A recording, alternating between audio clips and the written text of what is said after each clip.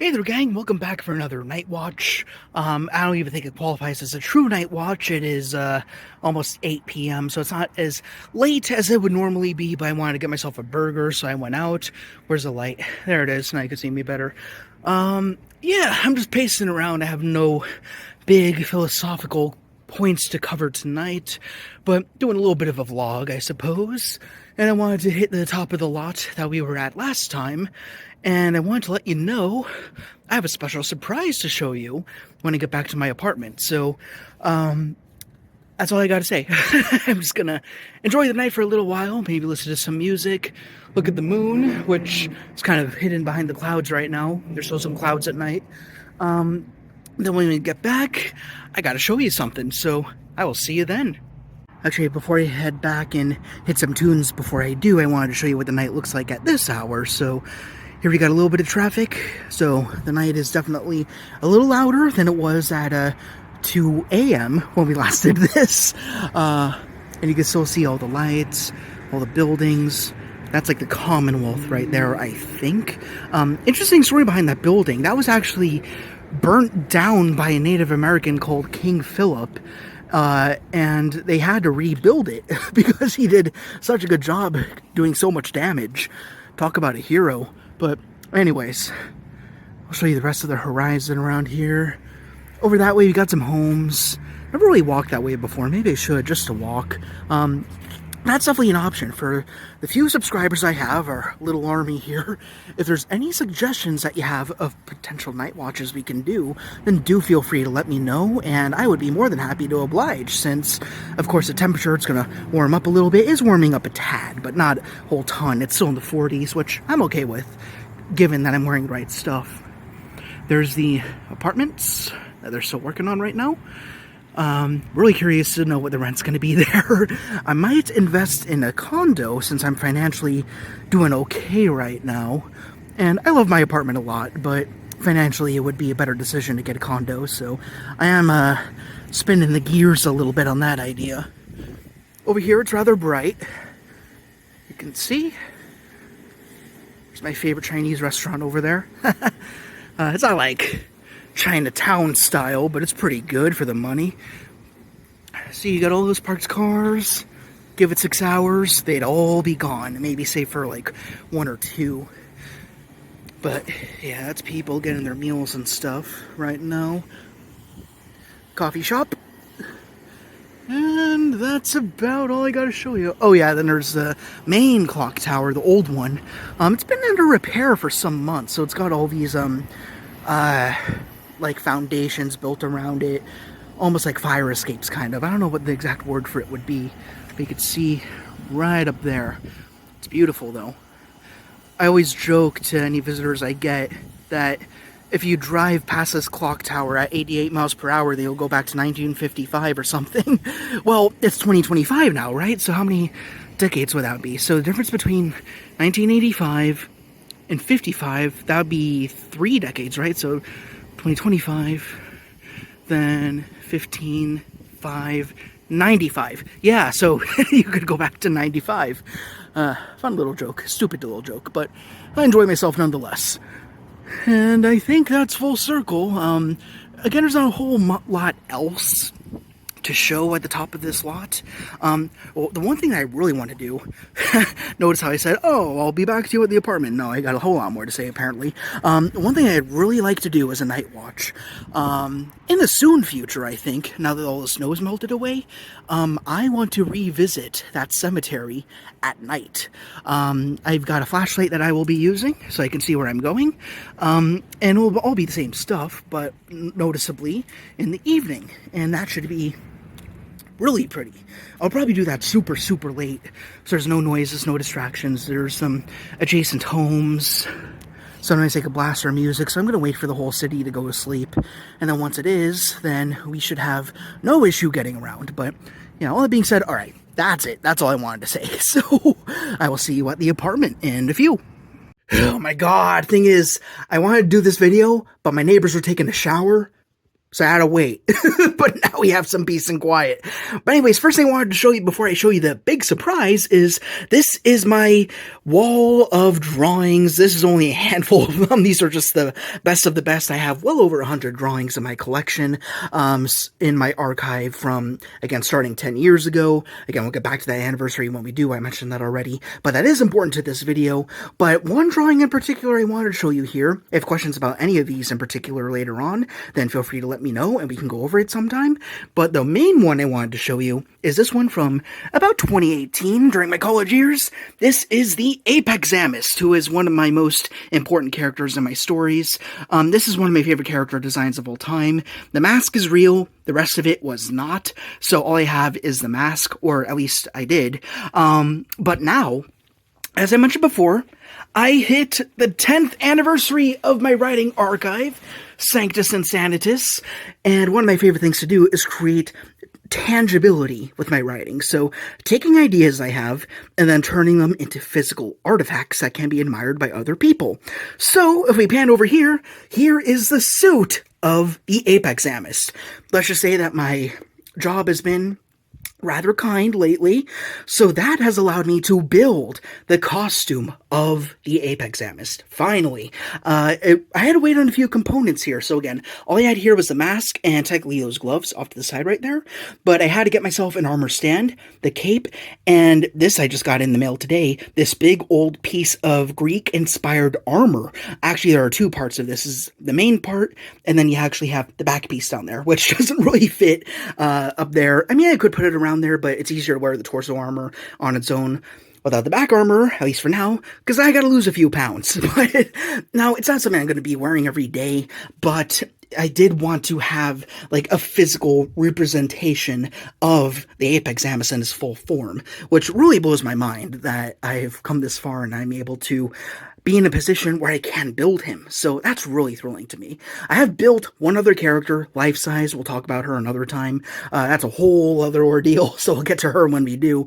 But this one's really exciting. As for wearing the suit, it is painful. I'm not ready for that torso armor yet. The mask and cape are fine, but as for the torso armor, as I mentioned, I can't really wear the back part because it's so tight around me.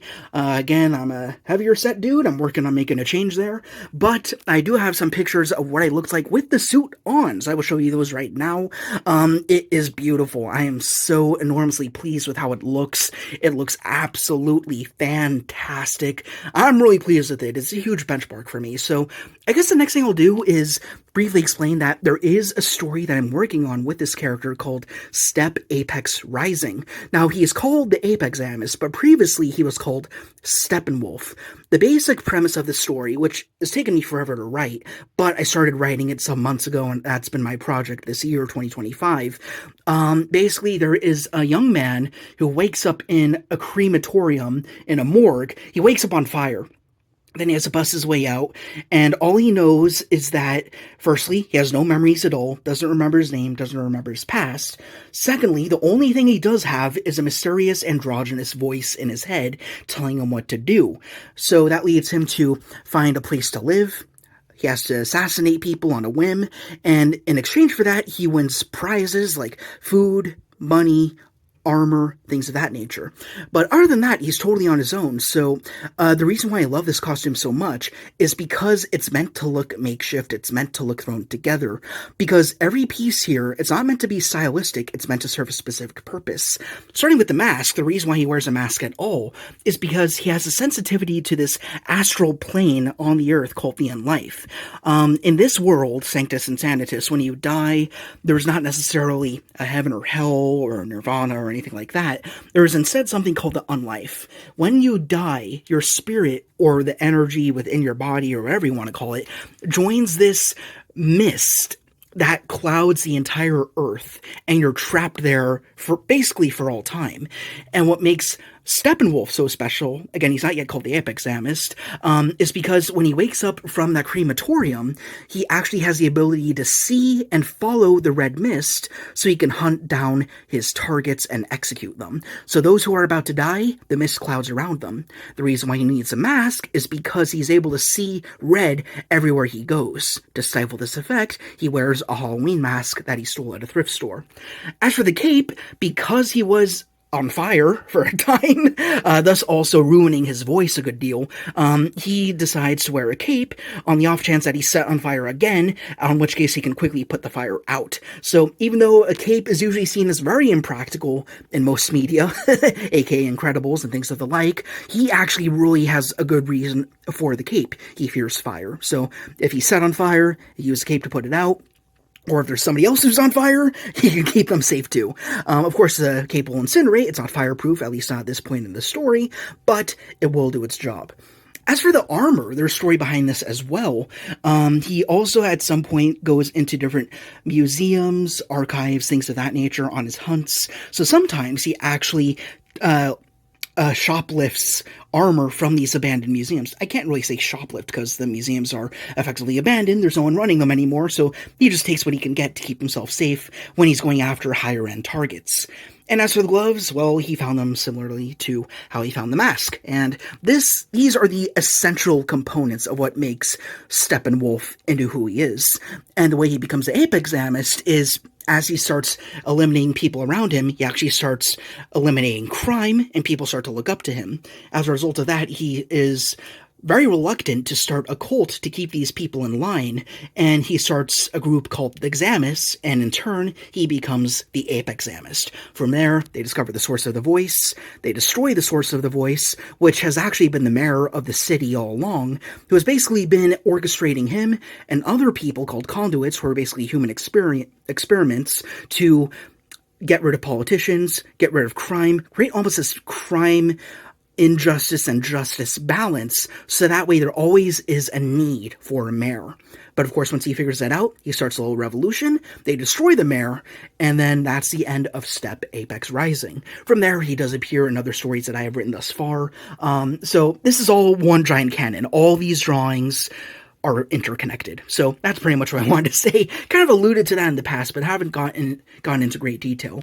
As for all these things surrounding him, these are also all part of the archive. If anything here is appealing to you at all, let me know and I can go into further detail. But for now, today, our focus is the Apex Amist. And after all these years, I've completed his armor set. The only thing that he really needs is vambracers, I suppose, because he likes to guard his wrists, so that's something I could probably do one day. Wouldn't be a huge component, but it'd be pretty neat. He also has to have black undergarments to not only, give him that darker feel to him, but also that armor's very uncomfortable. So there's actually a black hoodie buried under there, so that helps to pad in the armor a little bit. And also, he's not supposed to be fully armored. He's not going to have armor all the way down his arms, all the way down his legs. He wears just enough armor, so that way he's protected, but very quiet. That makes him all the more dangerous. So, he basically goes from an assassin to a cult leader, to almost a political figure, then one day to a king, when one day the city is in total ruins by the time he is in his 80s and 90s. So he lives a pretty long life throughout the stories here. Again, 10 years of story writing here, so he's got a lot more than what I've just explained, but I'll leave it there for now.